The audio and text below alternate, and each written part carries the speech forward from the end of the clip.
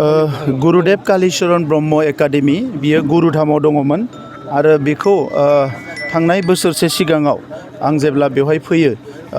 गुरुधामाव बिथांमोना बे फरायसालिखौ सामलायनायाव उसुबिदा जादोंमोन जायगाया फिसाखाय दा बेनिखायनो शिफ्टिं खालामनो होनना मोनसे प्रप'जेल होदोंमोन बे हिसाबै जोंनि गभर्नमेन्टनिफ्राय 1 करोड़ रां हरनानै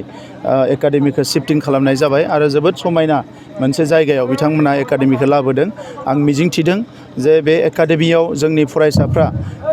माखासे सोलोंथाइ लानायजों लोगोसे गावनि केरियारजों दानायजों लोगोसे गुरुदेव कालीचरण ब्रह्मनि जि फिल'सफि बिथांनि जि सानस्रि आरो सान्थौ बेजों बिथांमोना गावबा गावखौनो सासे गोग्गो नोगोरारि महरै दाफुंनो हागोन आरो फैबाय थानाय समाव बे एकाडेमिनिफ्रायबो गोबां जोंनि सुबुं धोन डक्टर इन्जिनियार आईएएस अफिसार मोजां अफिसारफोर ओंखारनो हागोन सुबुं धोन ओंखारनो हागोन आं बेखौ मिजिंथिदों दा बेनिखायनो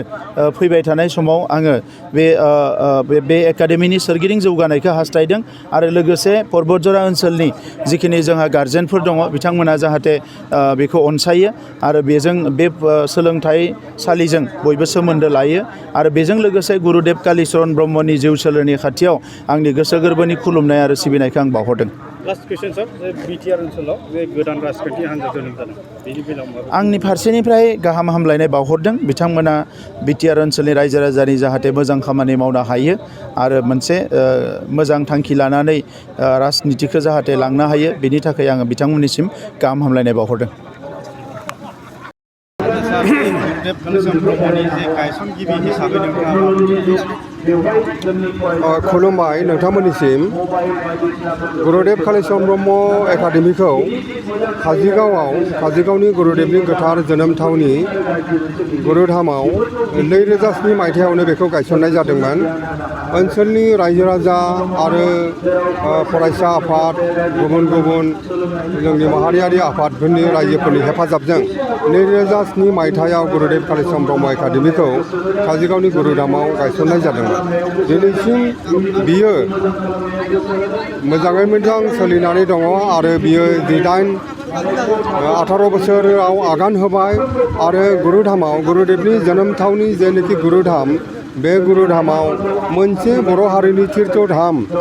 मोनसे बियो टुरिस्ट स्पट जाथों बियो मोनसे तीर्थधाम बयनिबो दावबायनायनि बयनिबो नायबिजिरफैनायनि मोनसे मोजां गोथार थावनि जाथों बेबायदि सरकारा बिटिआर सरकारा बेखौ आखायाव लादों बेखौ मोनसे जौगाखां मोनसे तीर्थधाम जाथों होननानै रायजो राजाफ्रा लोगोसे बिटिआर सरकारा मानव गेदेर CEM प्रमद बर' बिथाङा बे बिथांखिखौ लादों आरो दा मावगासिनो दङ बिथाङा बेखौ आरो गुरुदेवनि जेनोखि समाधि बे समाधि स्थलखौबो मोजां रोखोम डेभेलप खालामनो थाखाय बिथाङा खोथा होदों जों बयबो मिजिंथिदों गुरुदेवनि जोनोम थावनि बे गुरुधामा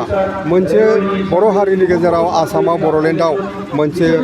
मोजां रोखोम तीर्थधाम जागोन होननानै जों बयबो मिजिंथिदों। बे तीर्थधामखौ बेवहाय खालामनायनि थाखायनो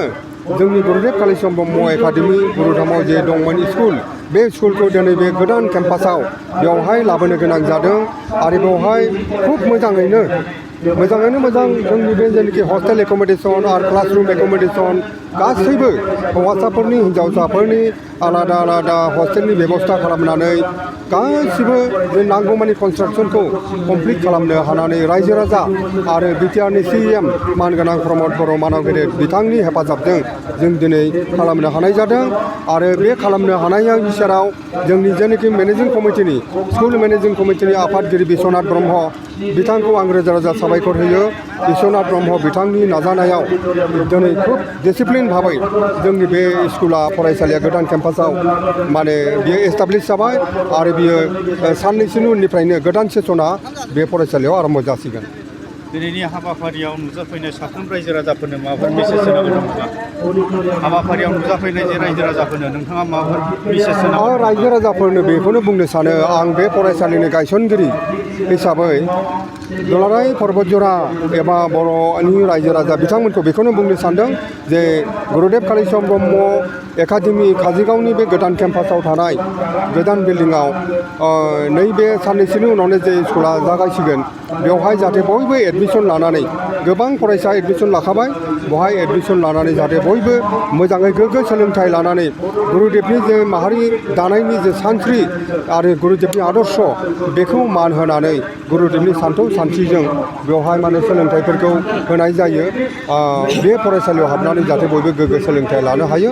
माने बेखौ आं बयखौबो खावलायनाय जाबाय आरो